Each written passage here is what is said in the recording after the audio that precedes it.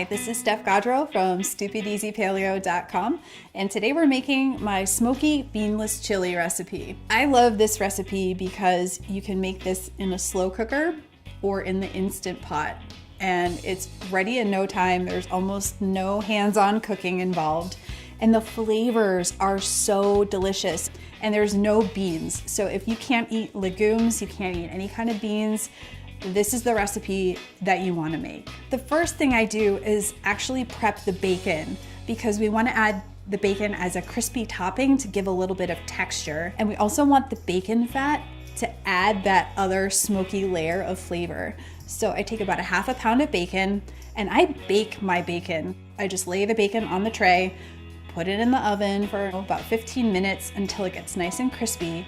And I don't have to stand over the stove and deal with splattering bacon fat. So baking your bacon is the way to go. Once the bacon is done cooking, I take it out and I set the bacon aside for later so I can crumble it up as a topping.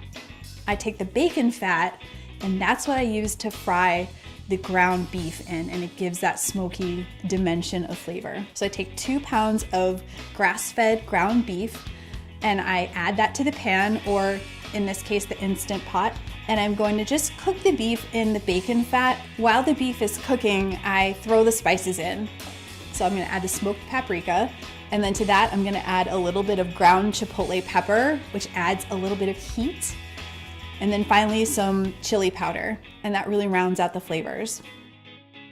While the ground beef and the spices are cooking, I use that extra time to chop up the vegetables that are gonna go into this chili. So the first is an onion. I just dice that up. And then I'm gonna add my 2 kind of secret ingredients. The first is a sweet potato, and I just cube that up. And then I'm going to do the same thing to about a pound of butternut squash. If you're looking to eyeball it, it's about half of a large butternut squash. I just peel the squash and then dice those up.